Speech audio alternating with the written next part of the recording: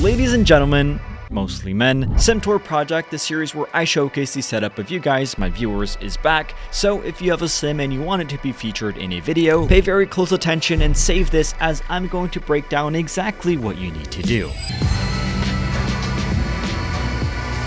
Alright, for starters, and I hate to say this, but please just begin by tidying everything up. Clean up any trash, dust off any dust, do a little cable management, and please try to get your sim as clean and as presentable as possible. In the past, builds that were overly messy were unfortunately rejected, as nobody wants to see a dusty, cluttered rig filled with cables everywhere. Okay, now once it's pretty, grab the best smartphone or camera that you have access to. Very importantly, make sure to set the format to 16:9 and take only horizontal photos. Now, iPhone cameras by default take photos at a 4:3 aspect ratio, so if you have an iPhone, open the camera app and press the little arrow on top, then press this button right here and press 16:9. If you're on an Android or on a different camera, the process should be similar. Now also, if you're using an iPhone, please change your camera settings to the most compatible setting, as this will give me the right format that I need when I'm editing the videos. Now when taking photos, keep your hands as steady as possible and take some clean, sharp photos with, please, no blurry images. Second, make sure that you're in a well-lit environment. Turn on the lights to allow for a clear view of everything that you have. If you want to take a few photos of your setup in the dark, you will have the chance to do so,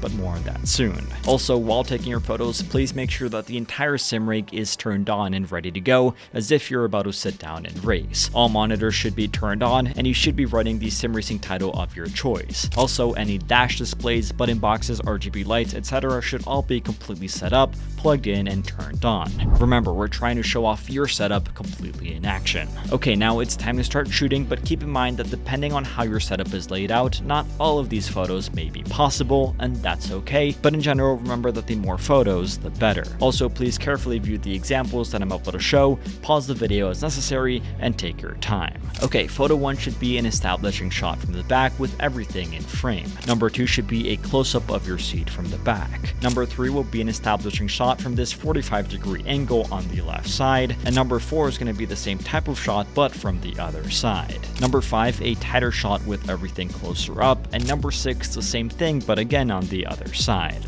Now for number 7, please try to get up there and take the highest photo possible. Remember, we're just trying to get as many usable photos as possible. Now for number 8, if you have a cockpit, really try to capture it in this photo. Here you can see the chassis is primarily the main subject, and the same thing on the other side for photo number 9. Okay, now for number 10, take a photo of the front of your seat, and for number 11, another one at this angle.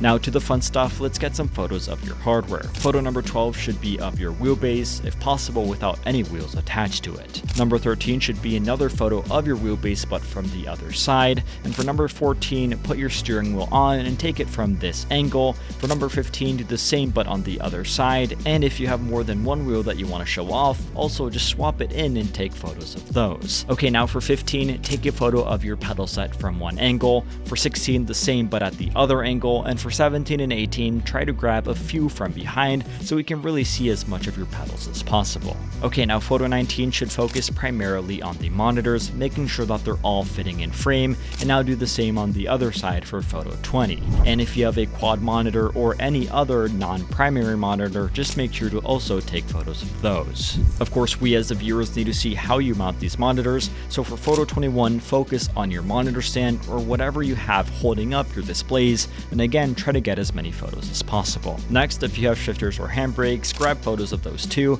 and again, the more angles the better. Front, back, side, I want it all, and I especially want as many photos as possible of your PC or console. Take a photo from one side, from the other, a closer up shot, and if you want, take off the side panel and focus more on the components. Now for the next photos, really focus on every other miscellaneous component of your rig. If you have a floor mat, I want to see it. If you have custom lighting, a bezel-free kit, feet risers, wind simulators, button boxes, anything, please individually grab photos of them all. Then also focus on your cable management or lack thereof. If everything is piled up in a spaghetti, let me see it. If everything is neatly tied up, also let me see. And now this is optional but highly recommended. If your setup looks cooler in the dark dark or in low light, wait till it gets dark outside or turn off the lights, and also grab a bunch of photos like that. Again, the more variety that I have, the more interesting the video is to the viewer. On that note, you will also gain really big brownie points if you take a few short videos of your sim, especially a few videos of you driving in it. And then finally, we're all watching these videos to be nosy. So if you have any fun decorations, maybe you have a cool room or anything else that is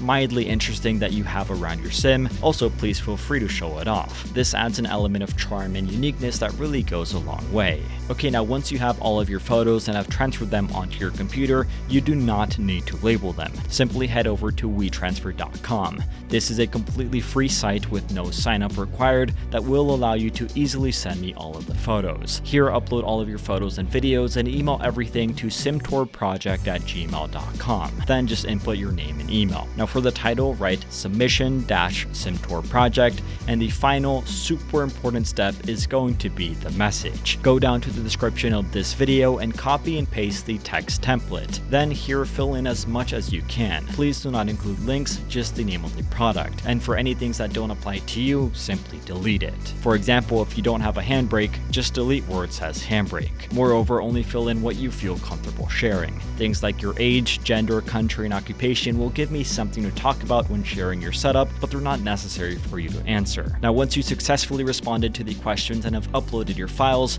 click transfer and you're good to go. Everything will be sent to my email where I'll be able to access it. Now, please note that although I will try my absolute hardest to eventually feature every proper submission, I also can't guarantee that I will. Also, please note that depending on how many submissions I receive, wait times could be anywhere from a week to several months, so please be patient. It also goes without saying that unfortunately, submissions that have not properly followed the rules that I've outlined in this video cannot be considered, so please make sure to carefully follow these simple instructions before submitting. I know it may seem tedious, but it's really important for the sake of good content. And finally, remember that the idea of this series is to showcase your sim racing setup. I don't really care if all you have is a beginner wheel and a plastic chair or a $10,000 rig.